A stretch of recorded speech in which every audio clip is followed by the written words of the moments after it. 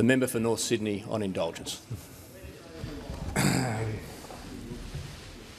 Mr Speaker, when I first spoke in this chamber on the 10th of September 1996, my very first words were, "I'm in Canberra today because I want to make a contribution to the future of Australia." I believe I have made a contribution to the future of this nation, and I would like to begin by thanking the people of my electorate of North Sydney for giving me the honour, the opportunity and the privilege of representing them in this great chamber. We have walked a successful journey together, and I appreciate the enormous effort many locals made in helping me along the way. And I have prepared a report card to my constituents to let them know what I've done for the last 20 years, and I seek leave to table that and make it available to my entire electorate. We'll assume leave's granted. Mr Speaker, I am not so conceited as to believe that I could have taken a seat in this chamber without the fulsome support of my beloved Liberal Party. In particular, I want to thank Robert Arell for his outstanding commitment to help me from the first day of my career. He and my Federal Electorate Conference have given me unqualified support. Through 7 elections, their advocacy and wise counsel has sustained me through the darkest of days. Other Liberals that have gone on to bigger and better things have been great mates along the way, including the Treasurer of New South Wales, Gladys Berejiklian, who is here today, and I'm very proud of you all. Like all members of this place, my electorate office has coped admirably with the slings and arrows of local challenges and national expectations, and I particularly want to thank Leona Sierakowski for her efforts. Of course, without volunteers, our officers would never be able to meet the demand. I've had volunteers aged from 12 to 94, and the 94-year-old was the most enthusiastic. In particular, there's barely a day that doesn't pass when I don't think about my second mum, the late Barb Elliott. With Erica Wiley, Soren Nat Gould, Dick White, Bill Tafe and Pamela McClellan, I've been blessed with unwavering loyalty. And my personal staff, over 17.5 years on the front bench, have been outstanding. I admire them all, as Treasurer in particular Grant Lovett, who's here today. He's one of the smartest and most selfless people I've ever met. And Alastair Campbell, my boy wonder, over there. I think many of my colleagues know who he is. He will one day reshape the world for the better. In particular to Angela Skirpo and Jackie Parker, who have worked with me in a personal capacity for over 21 years as my PAs, and they're honouring members of my family. I in particular want to thank all of you, the members of this great House and senators that have come along today, for the enormous effort you put in every single day to serve the Australian people. Most people leave this parliament as a result of defeat, death, disillusionment or disgrace. We all have to work harder to leave with dignity. There are plenty of Australians who are critical of the politicians that they've never met. Our jobs have become much more challenging over the years with the advent of a need-it-now culture that has been backed by the unending and often unreasonable demands of social media. Yes, the 24-hour news cycle has changed politics forever, but I'm not sure that the traditional Westminster system has kept pace with that change. It is now far more difficult to examine and debate policy issues in a measured and considered way. Of course, one of the things that sustains us all in this place is the friendships we make, and I have mostly met very honourable people in this place. To all of my colleagues, thank you for making me laugh and on a couple of occasions making me cry. You've stirred me to great anger, but equally we've all shared many laughs. Above all else, you've made me very proud to be an Australian. In particular, to my long-term Canberra flatmates, Jamie Briggs, Brendan Nelson, who's here, and Bob Baldwin. They've seen more of me than many would care to see. It's not pretty, Joe. And I can now confess that our happiest moments were sitting at home late at night, eating paddle pops, watching Jerry Springer and admiring the latest Nickelback album. in my case alone. Ladies and gentlemen, if everyday Australians are to be their best, then we, as community leaders, must be even better. That's why the revolving door in Australian politics must be jammed shut. If we don't show enough respect to each other, then how can we hope that the electorate will respect us? The stability of the Howard government has been replaced with rapid and unpredictable changes of government on both sides. That turnover has dramatically weakened the policy hand of whoever occupies the government benches in this chamber. Most public servants are very good, but some, confused by the inconsistency of policy and the rapid change in the number of ministers, they will simply wait out a minister or a government when they are asked to implement very difficult decisions. And in this parliament, the Senate has the capacity to turn every policy proposal into a bit of a mess, thus undermining public confidence in the process of government. Ultimately, this chamber can end up being responsible for its own undoing. We cannot make it normal to have 4 Prime Ministers and 4 Treasurers in just 4 years. Leadership instability and ministerial turnover is the enemy of good public policy. It was a great honour to serve as a minister in a number of Howard government ministries. It was an even greater honour to serve as Treasurer in the Abbott government. Tony Abbott, who sadly is overseas today, is one of the most selfless, hard-working and honourable people I've ever met. Yes, at times we have clashed, I confess. For more than 30 years we've argued our differences on everything from the Republic to budget savings. But I say directly to the Australian people that the real Tony Abbott is more of a good and decent man than you may know. Mr Speaker, the Abbott government was good at policy but struggled with politics. When faced with a choice, I would always prefer to do what was right than what was popular. On the economy and job creation, national security, border protection, taxation, climate change, immigration and federal-state relations, I believe we got the policies right. However, I admit that we could have done more to win over third-party endorsements and to win over the Senate. And we could have done more to win over the Australian people. We tried to achieve a lot in a short period of time. And whilst we were dealing with significant domestic policy challenges in health, welfare and education, we underestimated the massive time requirements associated with national security and chairing the G20. Nothing illustrated this better than the 2014 budget, where the government had more courage than the parliament. As my good mate, the outstanding Minister for Finance, Senator Matthias Cormann, will tell you, it is easier to spend money than to save money. Unfortunately, in modern politics, it's far easier to demolish good policy proposals than to build and implement them. In this place, we all know that it will only be our family and very close friends who will push our wheelchairs around as we grow old. My closest mate, Andrew Burns, has been a tower of support for me, through thick and thin. My family, both the Hockeys that I was born into and the Babbages that I'm married into, have provided much love and unconditional support. My parents taught me values, and for that I'm forever grateful. I hope I made them proud. My brothers who are here and my sister shared that journey.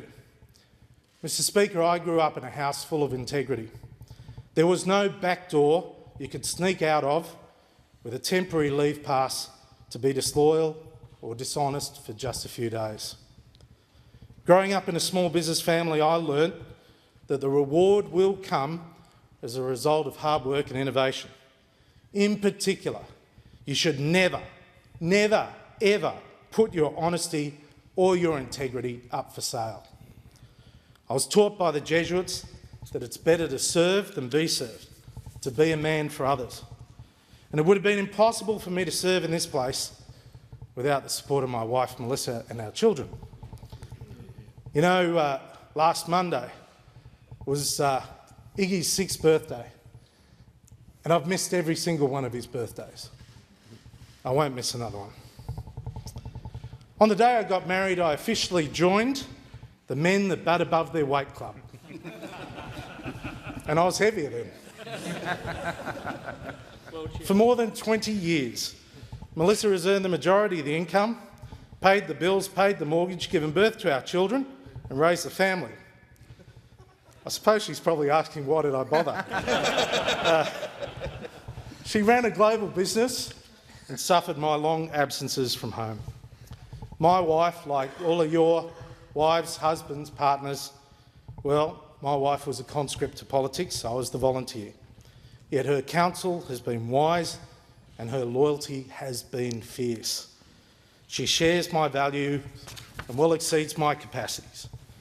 And I'm so pleased for our children, Xavier, Adelaide and Iggy, that their mother's DNA has been dominant over mine. It's been the greatest advantage for them in life to have a mother that is simply the most impressive person I've ever met. Of course, the greatest achievement of a parent is to leave the next generation better off. The best measurement of political success is to look around you and see that you have made a positive difference. Si monumentum requiris, que cum spici, Latin meaning if you are looking for a monument, look around you. I've always subscribed to the view that no matter what, I want my successors to succeed. I want them to be better than me. I want the Turnbull government to succeed. I genuinely want you, Malcolm, and all of my colleagues to be very successful, to be the best government Australia has ever had, because I owe that to my community and I owe that to my children. All my life, I've subscribed to the principles of modern liberalism. In my maiden speech, I defined them as protection of individual rights, defence of parliamentary democracy, a commitment to positive reform and equality of opportunity. It's true, but it must be said, if you don't have core beliefs, then you have no core. And when you're asked to make very difficult decisions that have a huge impact on people's lives, without a guiding philosophy, you'll inevitably be indecisive or worse, inconsistent. In the darkest days of opposition, I delivered a number of speeches that encapsulated my values. They focused on issues as diverse as faith, liberty, youth, opportunity, enterprise, and most controversial of all, entitlements. Finding the solutions to the social challenges and the financial threats of today, it can't be postponed to another time, can't be left to another generation. Intergenerational theft and betrayal is not the Australian way. Because we are running deficits and borrowing money, our lifestyle today is being paid for by our children and the generations beyond. I challenge all and sundry to name a speech in the last 20 years that has influenced the national debate in the way that the end of the age of entitlement speech did. You know, I gave it in opposition to a group of just 40 people in London, quite a few Tory MPs. No media were present. Yet the speech had an impact in a number of different countries. From opposition, it gave the Labor Party in government a leave pass to start to wind back unfair welfare entitlements. And when we came to government, if we had not begun by ending the age of entitlement for business, there would have been no free trade agreements because the cost to the nation would have been too great. And they are outstanding agreements, but they have been earned. We didn't write out billions of dollars of taxpayer-funded cheques to Toyota, Holden, Qantas or Coca-Cola Amatil because we could not justify taking money off the local butcher or the local plumber or the local farmer so that a profitable big business could be even more profitable. And we began ending the age of entitlement in welfare by abolishing 7 different payments and means testing 3 others. But there is still a long way to go. It is unconscionable in 2015 to have non-means tested welfare. How someone in the top 1% of income earners can still qualify to receive welfare payments, free healthcare or free education is beyond me. When Iggy broke his leg last Christmas, the total cost for us was just $35 to cover the cost of a waterproof leg cast. Otherwise, everything was deemed free. But in truth, it wasn't free. We borrow billions of dollars to pay for the health and hospital system, and he and his generation are going to end up paying for it. I see that as unsustainable. It's unfair, and I will not be party to a generation that passes the buck.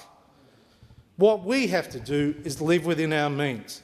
We need co-payments in health, greater cost recovery in education, and universal means testing in welfare, so that we have a sustainable and affordable social safety net for those most vulnerable in the community. Of course, the easiest way to achieve these reforms is for bipartisan agreement to be reached. And I'm pleased that there is some agreement that is coming through now. It is possible because I think we all genuinely care for the elderly, the sick, the poor and the disadvantaged. But the only way for future generations to be able to pay for compassion is to end the age of entitlement. Earlier this year, I released the intergenerational report which detailed the challenges and opportunities that Australia's ageing population brings. Living longer is something we should all celebrate, but it requires careful economic planning. We must prepare for change and not squander it. Some experts have observed that babies born today could live to 150, meaning the challenge is even greater than what we're currently planning for. So we've got to think ahead. Consider this. Unless we change the retirement age to 70 by 2035 and then index it to longevity, then by the middle of this century, some Australians will be spending the majority of their lives in retirement. Both our superannuation system and our age pension entitlements must be calibrated for our changing demographics. We need a comprehensive and bipartisan review followed by action in this area. And we need the infrastructure to support the change in demographics. You know, over the last 20 years, mobile phones, coupled with better, more affordable broadband, have been a technology and lifestyle game changer. Over the next 20 years, battery technology, energy-efficient technology and driverless cars will be revolutionary. If we build the infrastructure now that facilitates the future, rather than languish with infrastructure that impedes the future, we will fail our children. I want to pay tribute, at some risk to my safety getting out of this building, I want to pay tribute to the previous Labor government for initiating the National Broadband Network. It wasn't fully paid for, and the Prime Minister did a great job repairing it, but it was a very significant commitment. My Asset Recycling Fund and the record infrastructure funding in the 2014 and 2015 budgets will make a big difference. The Medical Research Future Fund is my single proudest achievement, and it will dramatically change the lives of Australians and people around the world forever.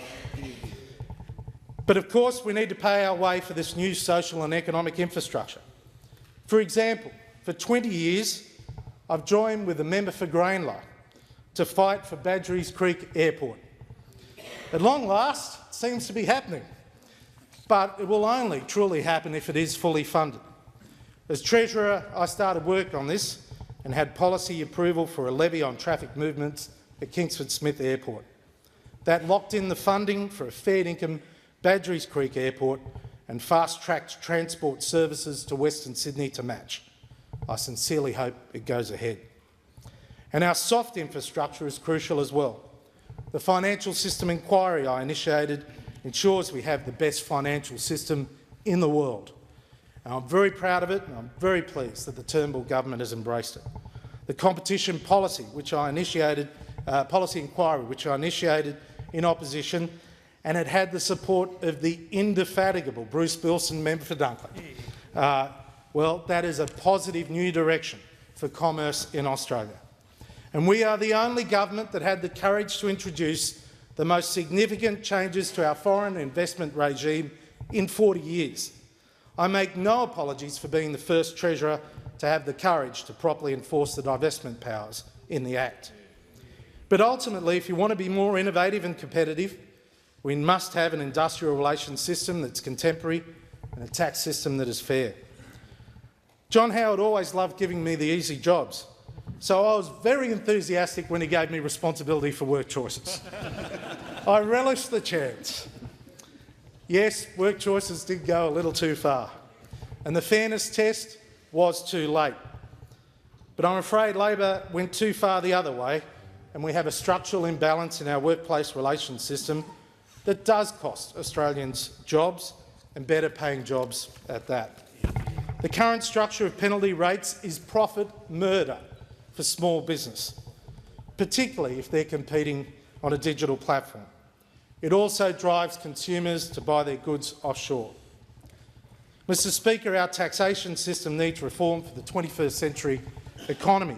Integrity is crucial for that, and through our leadership of the G20, we hardened the resolve of major economies to address base erosion and profit shifting.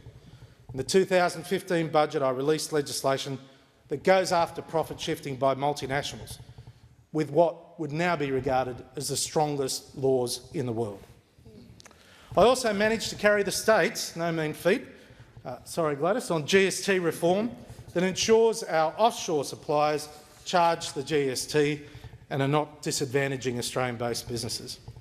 Integrity is hugely important, but the best way to get compliance is to have lower, simpler and fairer taxes. And we started that process by abolishing 7 taxes and fixing 96 other tax problems. But the reform had to go further, and through a comprehensive review of the tax system, I endeavoured and failed to keep all options on the table. We must increase and over time broaden the GST. We must lower all income taxes so that people and companies are given more incentive to take risks and receive rewards. As a minimum, we should aim for a 40-20-20 rule, 40% top personal tax rate at a much higher threshold, 20% tax rate for most taxpayers and 20% tax rate for businesses. We should be wiser and more consistent on tax concessions to help pay for that. In particular, tax concessions on superannuation should be carefully pared back. In that framework, negative gearing should be skewed towards new housing so there is an incentive to add to the housing stock rather than an incentive to speculate on existing property. And we should never, ever forget small business. The 2015 budget was the best ever budget for small business. And it was all about tax cuts, not more government spending. The $20,000 instant asset write-off was a game changer for Australian small business. And the budget gave more farmers more choices, gave them an opportunity to have a go. It gave Northern Australia an opportunity to have a go, and it gave families the chance, through better childcare, to have a go. 2015 budget aimed to fire up ambition for everyday Australians. On the back of that, I really welcome the Turnbull government's commitment to facilitate new innovation policy. It will be a key contribution to our economic future. Mr Speaker, in this House over 100 years ago, the former Prime Minister George Reid defined our Australian values better than anyone I've ever heard. He said, "There is no country in the world where the people are less paralysed by reverence to the past. There are no people in the world who have fewer fears for the future." We should encourage Australians to be their best, to achieve what they can and to share the rewards as they choose. As a nation, as a parliament, we must continue to be ambitious and bold. So I say to this House, as I say to my own children seated here in this chamber, it is far better to dream mighty things, to seek glorious triumphs even though chequered by failure, than to be amongst those poor souls who neither suffer much nor enjoy much, because they live in the grey twilight that knows neither victory nor defeat.